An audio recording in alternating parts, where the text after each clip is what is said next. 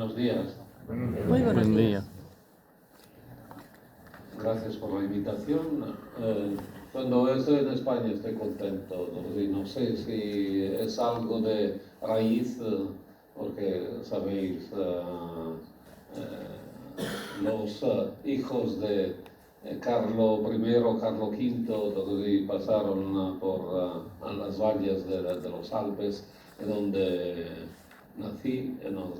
Mi madre no, tenía, porque no está en el cielo, como apellido Ramos, que creo sea algo de Ramos. Y así, vamos. Hablamos un poco de doctrina y, claro, no, tenemos que empezar desde el Vaticano II porque reafirma la necesidad del diaconado como grado propio y permanente de la jerarquía. Esta es la expresión que está en Lumen Gentium al número 29. Sabéis que era una pregunta y una exigencia que ponía, disculpen mi castellano, pero algo se entenderá. Y sí, como cuando empezó el Juan Pablo II, con un error, se mi sbaglio mi corrigerete, así se me equivoco, o que o se no tengo palabras, alguien me dirá, no, después hay Florentino también, no, y aquí, no, el Jesús Pulido, monseñor, que no, bien conoce el mundo romano, bien que el italiano de Roma, no, algunas veces no sea el más ni lindo ni listo. Bien, el Vaticano II recupera el diaconato como grado propio permanente de la jerarquía.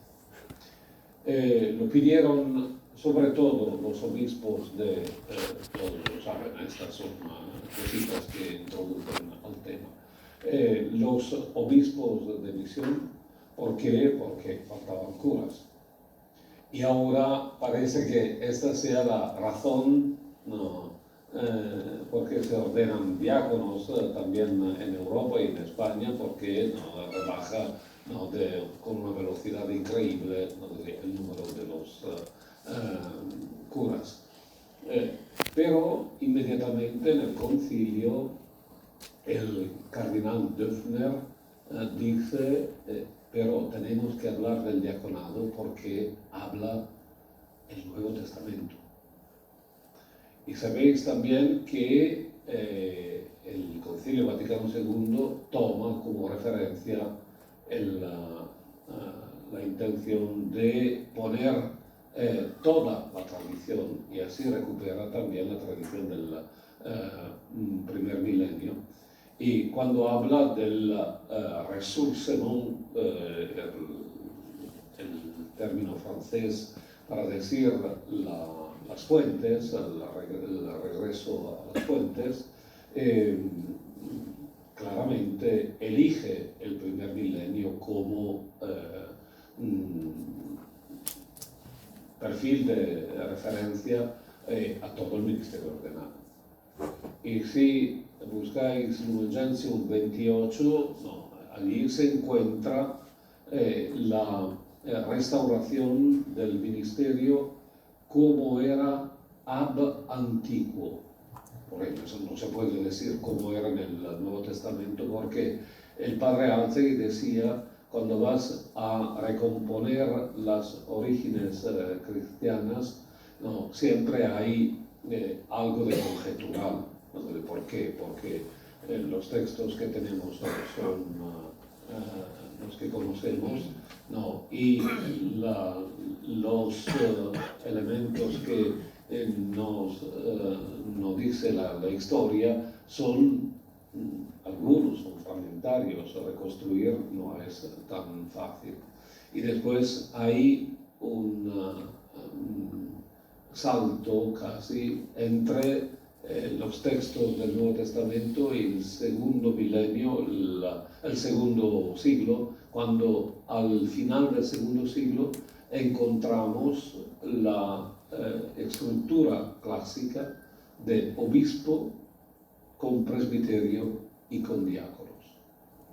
No, y esto recupera el Concilio Vaticano II diciendo que el ministerio apostólico está desarrollado, es el incipit, el principio del Lumen Gentium 28, está desarrollado por los que, y habla de personas, en antiguo ya se llaman obispos, presbíteros y diáconos.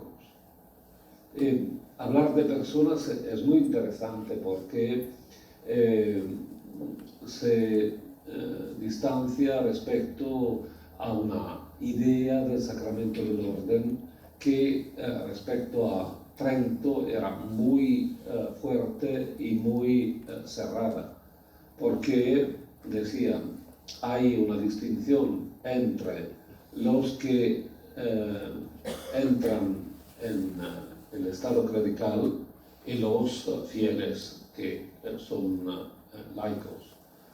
Los clérigos después entran en un escalón de órdenes, los órdenes menores y mayores, el hostiariato, el exorcistato, el lectorado y el acolitado. Son los órdenes menores. Los mayores, subdiaconato, diaconado y sacerdocio en el orden del presbiterio, era la fórmula de Trento, en el orden del presbiterio. Y es interesante que Trento mantenga esta afirmación. ¿Por qué? Porque el compito, la tarea fundamental del sacerdote era conficer la Eucaristía. Y todo se desarrollaba en torno a la mesa sacrificial del altar, donde se ofrecía la víctima sagrada, que era el Cristo Jesús mismo, el sacrificio de la cruz, incruento y no cruento, de manera que el Cristo fuese presente en medio de nosotros en el tabernáculo, y así una vida muy arreglada sobre el campanario a las 6 de la mañana, al mediodía, a las 6 de la tarde, de manera que se pueda mira, es un secretario espectacular, porque llegué a Barcelona y deseaba recargar la computadora y tengo estos, en Italia hay esta manía, son 3, no podía. Bien, gracias. Y los documentos del concilio. Vamos. El concilio supera esta cuestión. ¿Por qué? Porque define, no es una definición dogmática solemne, pero el perfil del obispo. Alguien podría decir, pero hablamos de diáconos, no hablamos de obispos. Pero todo empieza de allí. ¿Sabéis cómo en la profecía de Daniel, la roca que se destaca de la montaña, ¡pum! Esta afirmación sobre el obispo rompe todo el esquema. ¿Por qué? Porque se dice que con se hablaba de consagración, con la consagración episcopal, el candidato recibe la plenitud del sacramento del orden, que los padres llamaban el sumo sacerdocio, la suma, traduzco yo, del sagrado ministerio. ¿Por qué? Porque el segundo milenio distingue una potestas ordinis, conficer Eucharistiam, celebrar la misa, porque no hay poder más grande sobre la tierra que transformar el pan y el vino en el cuerpo y la sangre del Señor, y la potestas jurisdictionis, es decir, la cura del cuerpo eclesial, cuerpo eucarístico, cuerpo eclesial. Son los párrocos con una parroquia, los obispos con una diócesis, los arzobispos que son los metropolitas, y después hablaban también de los patriarcas y hasta la cumbre de la pirámide. La distinción, el máximo de la potestas ordinis es el sacerdocio, el máximo de la potestas jurisdictionis es el Papa.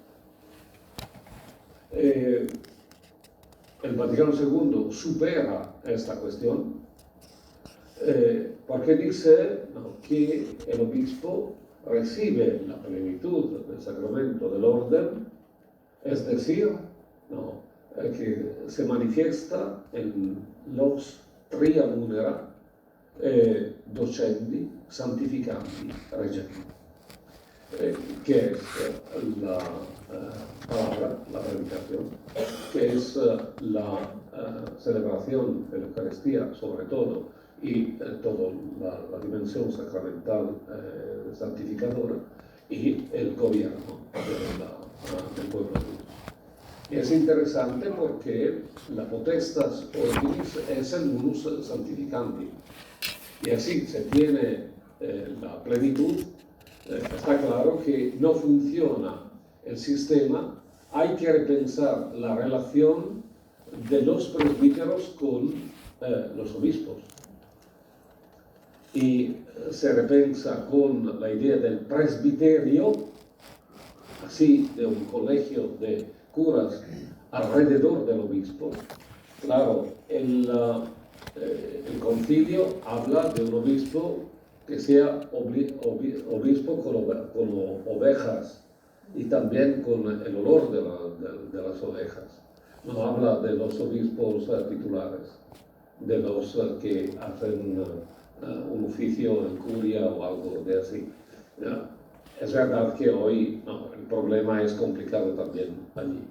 Y en este sentido se recupera también la idea del diaconato como era el antiguo, ab antiquo. Así el modelo es este. Pero este modelo ab antiquo es también diferente como modelo eclesiológico. No es únicamente un cambio de órdenes. Y así tenemos el obispo con su presbiterio y con los diáconos. Sino es el obispo principio de unidad de una iglesia, pueblo de Dios. Y así se restablece claramente la distinción entre la cura del cuerpo eucarístico y la cura del cuerpo eclesial. En antiguo, ¿cómo era? Una distinción clara entre dos ordenaciones. Una ordenación ad sacerdotium y una ordenación ad ministerium. Y la recupera el Vaticano II, bien que no utilice en el texto Lumen Gentium 29 la expresión total, completa, que es ad ministerium episcopi. Y así, hacemos como scout, los exploradores, el pueblo de Dios, que vean, el pueblo de Dios, con el obispo como principio de unidad.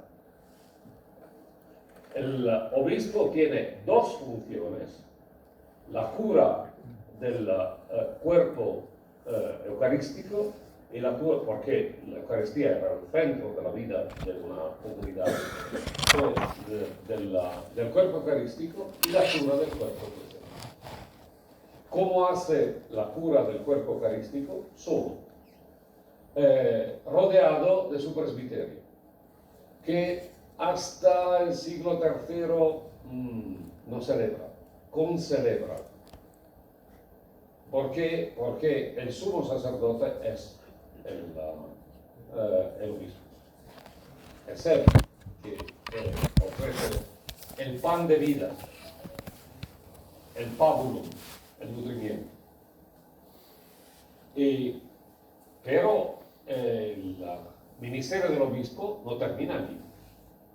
Tiene que garantizar la cura del cuerpo eclesial.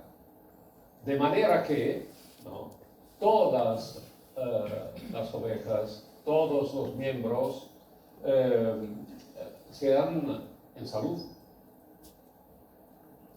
De manera que puedan participar plenamente a la celebración eucarística. Y si tienen enfermedad, el obispo tiene que cuidar. Y si tienen pobreza, el obispo tiene que cuidar.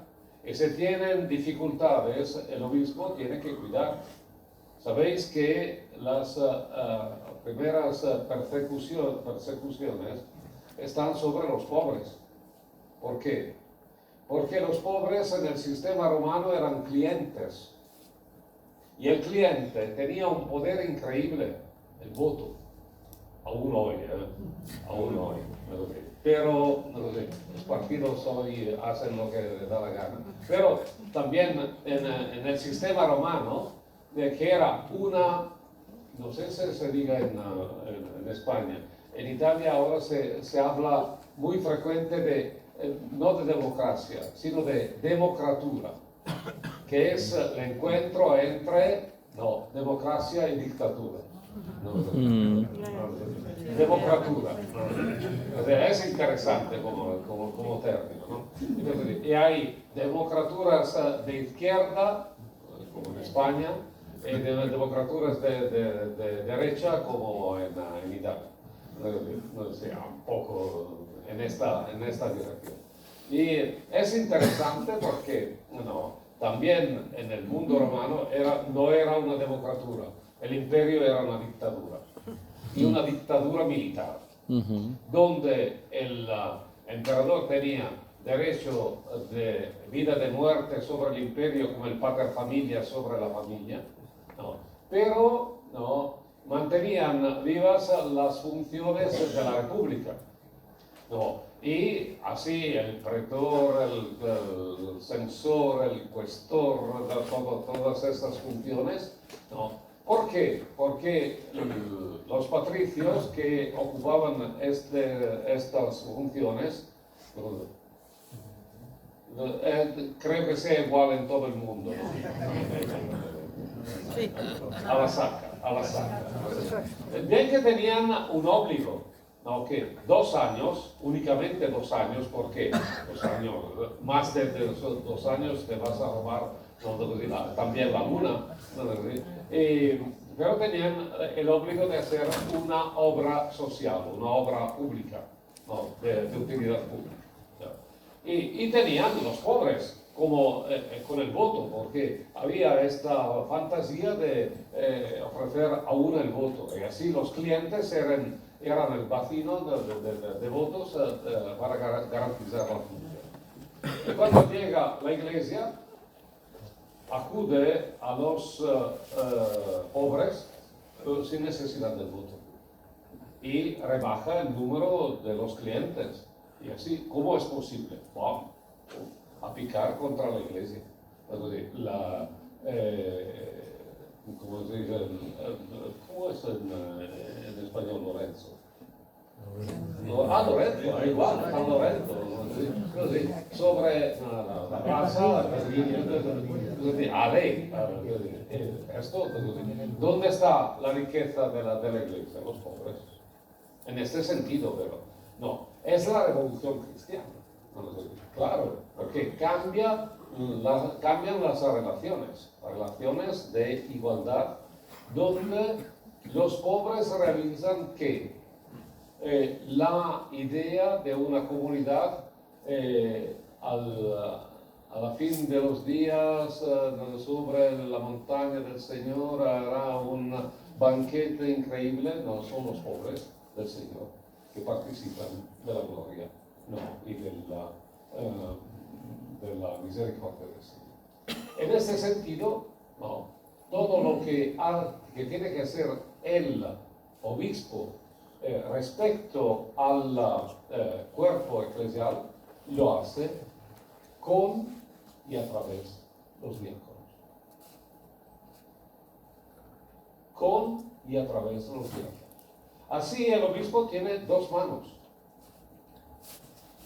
El presbiterio, que ayuda con el consejo. Son presbíteros, son viejos, ancianos. Entonces, ¿qué tienen que hacer? Es verdad que algunas veces dicen que hay jóvenes y ninguno pueda juzgar tu joven edad porque tú tienes la sabiduría del viejo. Claro. El presbiterio es un consejo que llega desde el Nuevo Testamento. La perspectiva más probable es que en cada comunidad había el presbiterio y el presbiterio garantiza la sucesión apostólica también sin obispo, porque cuando llega el obispo, en la tradición antioquena muy pronto, Ignacio 107, y en otras tradiciones, también la tradición romana. Nosotros vamos a contar los papas, Clemente, Lino, Cleto, Clemente y así, los dos, pero no sé, son presbíteros, son los jefes del presbiterio. El Papa llega, el obispo de Roma llega casi al final del segundo siglo. Pero siempre con esta figura del diácono, de los diáconos, que son, mira, más importantes que los curas del presbiterio. Porque el presbiterio tiene una función de consejo, que es interesante a nivel de sinodalidad, que el obispo no puede olvidar. ¿Por qué? Porque la verdad pasa por la escucha. Y la escucha de los miembros más representativos de la comunidad es un obligo y una tarea. Pero todo el trabajo, todo el trabajo está en manos de los diáconos. Nos dice, con la liturgia nada, no es verdad. Siendo la longa manus, la prolongación del obispo, tienen un lugar en la celebración eucarística y en todo lo que afecta a los sacramentos, muy fundamental. Pero desde un punto de mirada distinto. Si la cura del cuerpo eucarístico que se ofrece al cuerpo eclesial es tarea del obispo con el presbiterio, de manera que cuando se desarrolla la misa en el pagus, en la campaña, no, son los presbíteros que van a presidir y algunas veces se entiende aún que no celebran, mas representan el obispo con el fermentum o el fragmentum que ponen en el cáliz, ¿no? De manera que la misa sea, ¿no?, vinculada con la misa del obispo, ¿no? Esto es la cura, garantizar al cuerpo eclesial el cuerpo eucarístico. Está claro que la tarea, el cómpito del diácono es presentar sano, libre de enfermedades físicas y también espirituales, el cuerpo eclesial. Y recibir del cuerpo eclesial todas las ofrendas, de manera que se puedan, ¿no?, ofrecer a los pobres el dinero, de manera que los pobres tengan cura, tengan la posibilidad de la presencia de una comunidad que los acude. Porque el diácono, cuando hay un diácono, el diácono lee el Evangelio, porque es un derecho del diácono. Pido yo. ¿Ese es un derecho del diácono? No. Ubi maior minor cessat. No, si hay un cura, ¿por qué tiene que leer el diácono? Porque el diácono es la longa manus del obispo. Porque ¿quién es el magnus economus Eucharistie y Evangeli? El obispo. El obispo. El obispo. Y lee el nombre del obispo.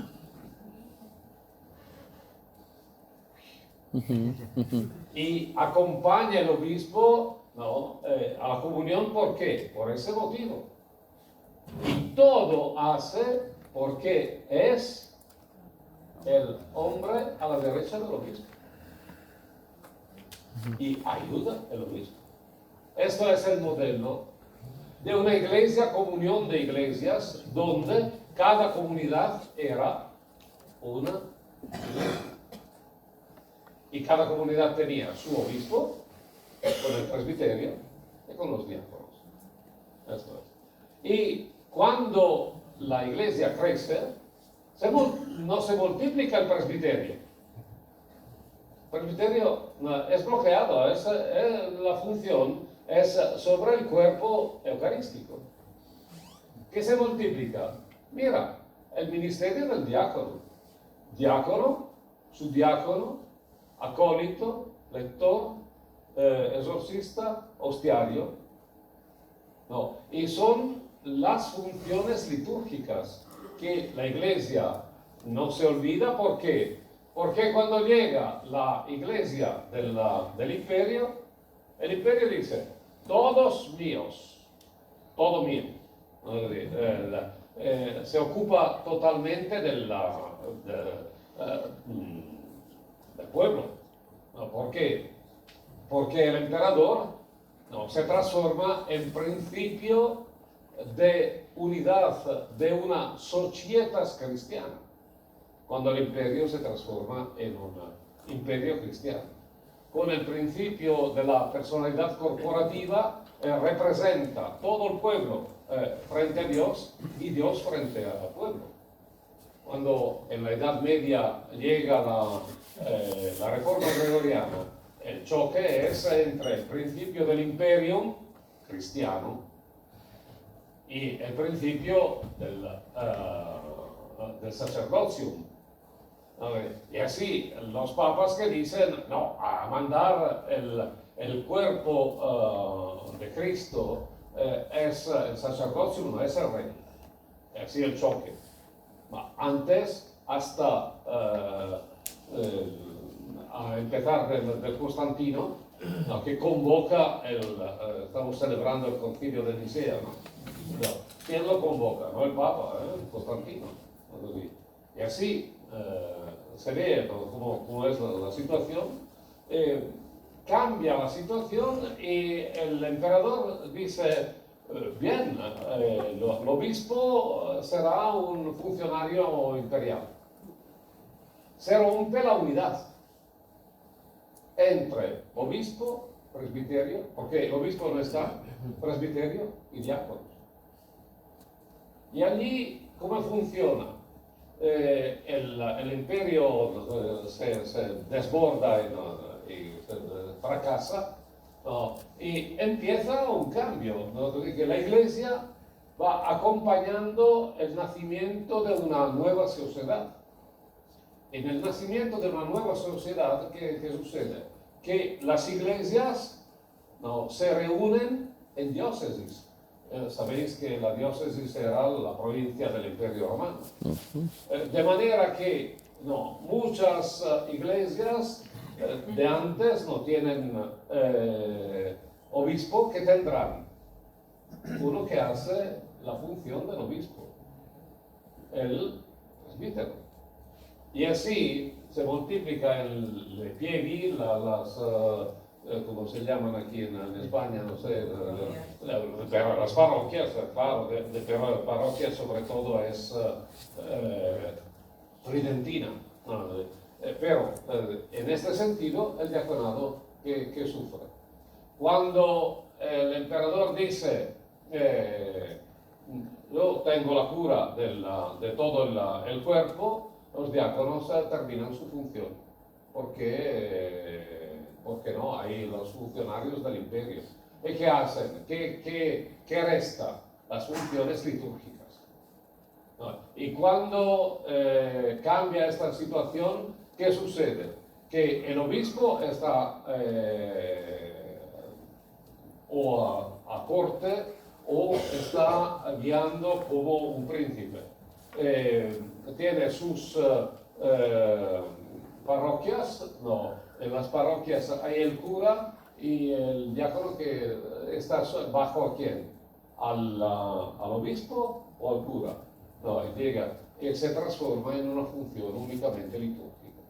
Y llega a Trento que está sobre el gradino de la escalera, el escalón così, a la derecha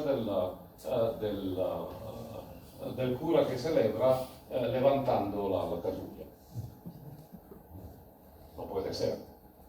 La restitución del diaconado tiene como riesgo, ¿no?, que lo pensamos únicamente en el ámbito de donde se ha desarrollado la vida de la Iglesia desde 4 siglos, desde Trento, de función litúrgica. Y donde, con una idea únicamente de suplencia, porque faltando los curas vamos a multiplicar los diáconos. Y así, hasta que había los curas, no se ordenaban los diáconos, y faltando los curas se ordenan los diáconos. No funciona así, no puede ser. ¿Por qué? Porque los diáconos son una oportunidad increíble, también como desafío para repensar el ministerio. Y es verdad, son 2 manos, pero no hacen ambas la misma cosa. Y se trabajan no así, como una mano y una suplencia, sino como 2 funciones distintas. Bueno, la Iglesia gana un montón. Si es únicamente una función de suplencia, sabéis, la suplencia se cancela, ¿no?, cuando se retoma el número de antes de los presbíteros. Es como yo, ¿no?, que soy profesor de eclesiología en una universidad de los jesuitas. ¿Por qué? No soy jesuita, porque son pocos los jesuitas ahora. Sí, retoman el número después de la guerra, que 45.000 me parece, ahora son 13.000 o 12.000. Está claro que me dicen, profesor, hasta luego, hasta la muerte. No es una suplencia, es una función necesaria a la Iglesia. Y es la función que más dice el ministerio. ¿Por qué? Porque, paradoxalmente, está libre del sacerdocio. No pensáis el diaconado en la línea del sacerdocio. Es pensarlo como algo de subordinado y inútil. Porque sería únicamente suplencia. En la Iglesia hay la necesidad del ministerio. En el Nuevo Testamento, cuando se lee sobre todo los Evangelios, no se encuentra presbíteros, no se encuentra obispos, se encuentra diáconos. Y Jesús es, pero también pero Jesús es diáconos, duros del Padre, que sabéis, esclavo, diácono servidor de sus hermanos, diáconos. Y así el diaconado define el ministerio como quien está entregado totalmente al servicio de los demás, del cuerpo eclesial. Y en el Nuevo Testamento hay diáconos y diáconas, diaconisas, febres. Porque una ordenación ad ministerium, el deseo del don del Espíritu, determina que alguien pueda servir al cuerpo eclesial de manera continuativa, y la Iglesia después, cuando arregla esta cuestión, la arregla exactamente con el víctor, con el obispo, con el sucesor de los apóstoles.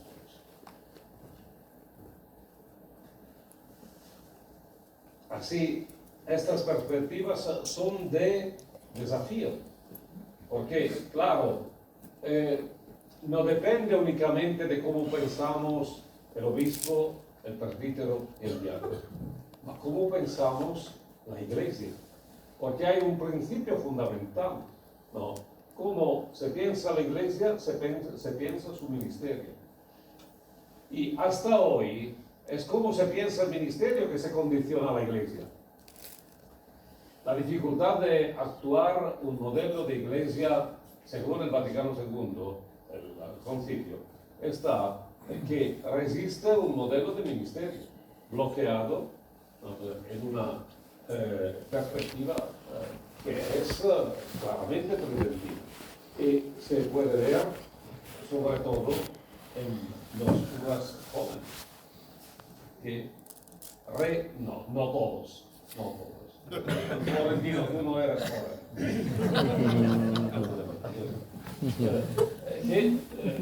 Bueno. Desean un ministerio desde arriba con poder de palabra, poder de decisión, poder de representarse Cristo, el mismo Cristo. El concilio habla de agere in persona Cristo. Y en este sentido es interesante porque el modelo que sale, hablaremos después en la otra charla, que sale del concilio y que el sínodo perfecciona recogiendo la heredad del concilio, es de una iglesia, pueblo de Dios, en la forma de la comunio eclesial. Y si esto es, ¿qué significa? Que una iglesia es portio populi Dei, o pueblo de Dios, que es tal en un lugar, en razón de un obispo, rodeado de su presbiterio y de sus ministros, donde el principio del ministerio, la manifestación del ministerio, son los diáconos.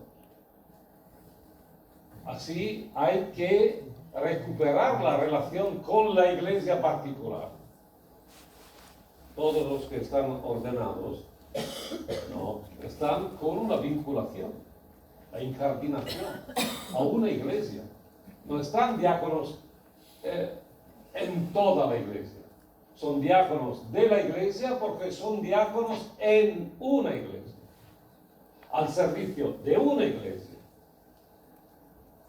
donde en una iglesia hay necesidades particulares respecto a otra iglesia donde hay otras necesidades.